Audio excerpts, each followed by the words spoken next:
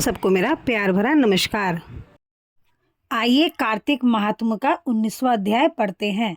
राजा पृथु ने कहा, हे देवर्षि, अब आप यह कहिए कि भगवान विष्णु ने वहां जाकर क्या किया तथा जलंधर की पत्नी का पतिव्रत कैसे भ्रष्ट हुआ। नारद जी बोले, जलंधर के नगर में जाकर भगवान विष्णु ने उसकी पतिव्रता स्त्री वृंदा का पतिव्रत भंग करने का विचार किया। वह उसके नगर में एक उद्यान में जाकर ठहर गए और रात में उसको स्वप्न दिया। वह उनकी माया और अद्भुत कार्य पद्धति थी और फिर उसकी माया द्वारा जलंधर की पत्नी पतिव्रता वृंदा ने रात में स्वप्न देखा कि उसका पति नग्न होकर सिर पर तेल लगाए महिष पर चढ़कर काले रंग के फूलों की माला पहने हुए और उसके चारों ओर हिंसक जीव हैं। वह सिर मुंडाए हुए है, अंधकार में दक्षिण दिशा की ओर जा रहा है। उसने अपने नगर को समुद्र में डूबा हुआ देखा और इस प्रकार के बहुत से भयानक सपने देखे। फिर तत्काल ही वह जाग पड़ी और स्वप्नों के संबंध में विचार करने लगी। इतने में उसने सूर्य को उदय होते हुए देखा तो उसमें से एक छिद्र दिखाई दिया तथा वह कांतिहीन था।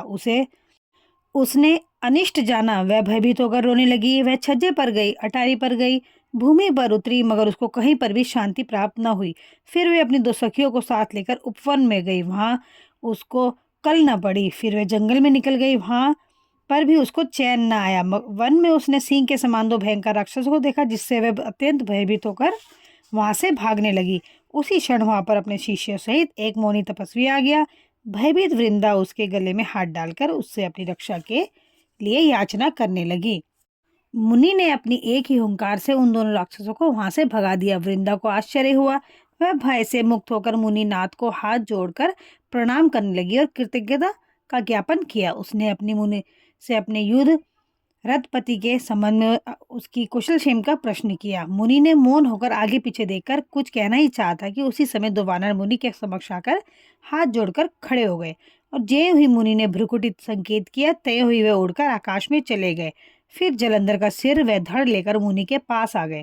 तब वृंदा ने अपने पति को मृत हुआ जानकर मूर्छित होकर पृथ्वी पर गिर पड़ी और अनेक प्रकार के वचन कहकर दारुण विलाप करने लगी। पश्चात उसने उस मुनि से कहा, हे कृपा निधे, आप मेरे पति को जीवित कर दीजिए। पतिव्रता प्रायण दैत्य पत्नी ऐसा कहकर दुख की श्वासों को छोड़ती हुई मुनीश्वर के चरणों में गिर पड़ी। तब मुनीश्वर ने कहा, वह शिवजी द्वारा युद्ध में मारा गया है, अतएव जीवित नहीं हो सकता, क्योंकि जिसे भगवान शंकर मार देते हैं वह कदापि जीवित नहीं हो सकता। परंतु शरणागत की रक्षा सनातन धर्म है, अतः मैं कृपा कर इसे जिलाए देता हूँ। नारद जी कहते हैं कि वह मुनि साक्षात विष्णु थे। उन्होंने वह माया से फैला रखा था। वह वृंदा के पति को जीवित करके अंतर्ध्यान हो गए। जलंधर ने उठकर वृंदा का आलिंगन किया और उसका मुख चूमा। वृंदा भी पति को जीवित देखकर अत्यंत हर्षित हुई और अब तक हुई सब बातों को स्वप्न समझा। पश्चात वृंदा सकाम हो बहुत दिन तक उसी वन में अपने पति के साथ विहार करती रही। फिर एक दिन उसने सूरत एवं संभोग काल के अंत में भगवान विष्णु को पहचान लिया। अतः उन्हें ताड़ित करती हुई बोली, हे पराई स्त्री से गमन करने वाले विष्णु, तुम्हारे शील को धिक्कार है। मैंने जान लिया है कि वह मायावी तपस्वी तुम ही थे। हे राजन, ऐसा कहकर परम क्रुद्ध हो पतिव्रता वृंदा ने अपने तेज को प्रकट करते हुए श्राप दिया, जो तुमने अपनी माया से दो राक्षस मुझे दिखाए थे, वही दोनों राक्षस किसी समय तुम्हारी ही स्त्री का हरण करेंगे और उसके विरह में दुखी होकर तुम वानरों की सहायता से वन में भ्रमण करोगे और यह सर्वेश्वर जो इस समय तुम्हारा शिष्य बना है, यह वहां तुम्हारा साथी रहेगा। ऐसा कहकर पतिव्रता वृंदा भगवान विष्णु के लाख मना करने पर भी अग्नि में प्रवेश कर गई। ब्रह्मा आदि देवता आकाश से उसका प्रवेश देखते रहे।